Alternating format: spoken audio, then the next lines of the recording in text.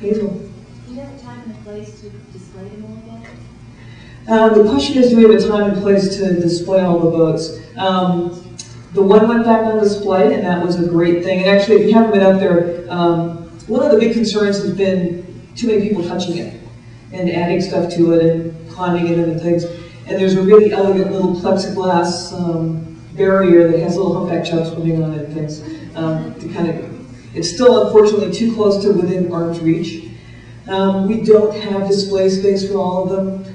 The park has been working towards acquiring one of the historic buildings in the district by the powerhouse, the old laundry building, as the potential, essentially river history museum. But that's a couple years off still. But that, ideally, what we would all like to see is all of these boats going back on display together so they can really tell the story of river running history in Grand Canyon. Other questions? Janine? So this is like a sort of a conservation question. What's the philosophy on like the little placard that said "Don't climb on the boats"? That was removed. Okay. Yeah. We put that there.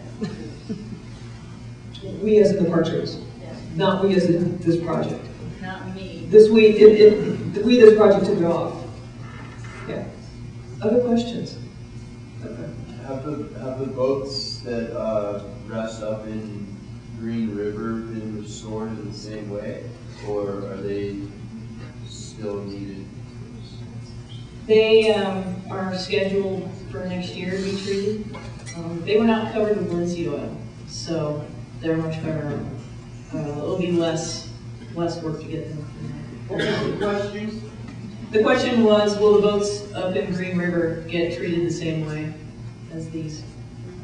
But they've been on display there and they've been inside, so they're doing pretty well. They do need cradles though. Right. So I'm just fascinated by the cleaning process because I'm wondering how you ensure that you're not removing materials, the historic materials from the boats while you're cleaning. It seems like that must be a very difficult process. And also, I would assume that over time, things would adhere and then become, kind of part of the material. And it just seems like it would be difficult to actually clean without removing the original material. The question is about cleaning and removing original material, and how do you know when you're removing original material or not?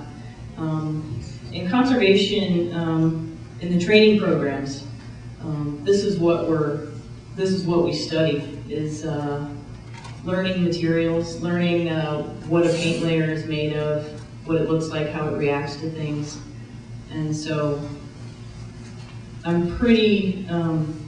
I have a lot of experience. Conservators have a lot of experience understanding layers of dirt and how to remove a layer of dirt without removing the underlying paint.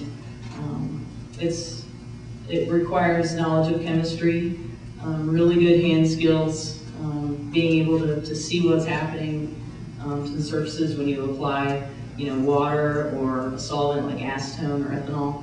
And there's certain things that we can create, like the chemical mixture that I created to clean the dirt. It actually, not to get too involved with it, chemically it acts like a claw to grab the dirt particles. And this is something that's pretty well known in the conservation field. So I've used that to grab the dirt on these boats without harming the paint layer underneath, because it was a water-based cleaner.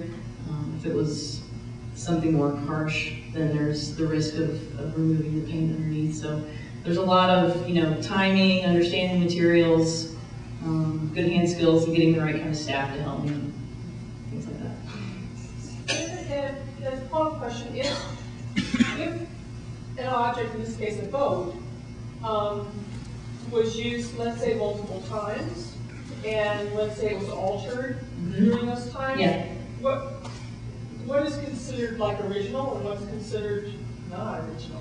Well, it's a good question. The question's about a boat being used multiple times, what's original, what's not. We have some boats, like the Glen was painted multiple times, and it's pretty evident of that, and so we can see that in the cleaning. There are some boats, the Music Temple was painted when it was given to the Park Service, so it was repainted then. So, you know, that paint is a pretty thick layer. It's a fairly new layer, although it's the paint's flaking pretty extensively on that. So when that boat comes up for treatment, you know, the decisions will be made to stabilize that paint layer. Okay, so you keep the newer paint layer, you wouldn't get rid of the newer paint. Yeah, there really wouldn't be an easy way in that case to get back to the original paint on the Music Temple. Catherine, I think part of that is the conditions that we're trying to achieve with the objects are the conditions when they were added to the park collection. You know, so that things like the linseed oil that was put on after it was part of the collection, those go away. But the paint, for example, on the Music Temple was as it was when it entered our collection. So I mean, that's one way. There are going to be other factors, but that's one of the things that you'll use to determine at what point do you try to, you know, remove things, and at which point are they part of the object that you're working on. Well, I just wanted to say, from Grand Canyon Association's point of view, I got to see the boats for our members gathering, and I think, how many tours did you give? 3 or 4 for that weekend?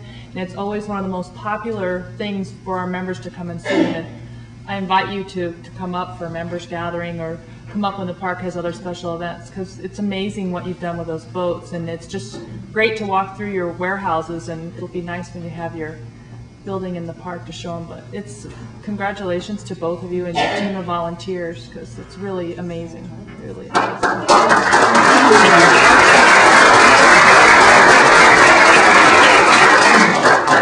We have other questions, Lisa. How will you be monitoring your efforts? I mean, you're doing a big job here, and how are you going to monitor it through the years to know when to go back to maintain, to keep it what you got? How does that process work? Usually if there's basic cleaning, and in some cases, you know, adding the binder to the paint layers that have heavily deteriorated, we'll give the estimate. We'll estimate like sort of a maintenance schedule for items like these. So like in 10 years, we'll go back where a conservator will need to look at the paint layer, make sure it's, you know, still stable and in place. Oh yeah, and then there's a cleaning routine. The things go on exhibit, especially when they get a little dusty and things like that. So it'll be like brush vacuuming in certain intervals. I was just wondering who built the gem. Fulmer, M-O-U-L, Multi? What's his first name? I'm looking at you, Tom. His name Multi Fulmer. Stephen Moulton Fulmer Babcock.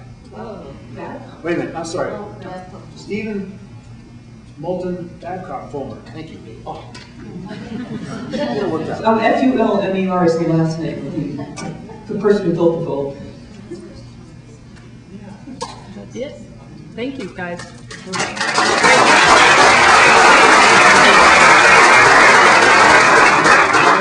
They're available for questions after. Your YouTube video is going to the park.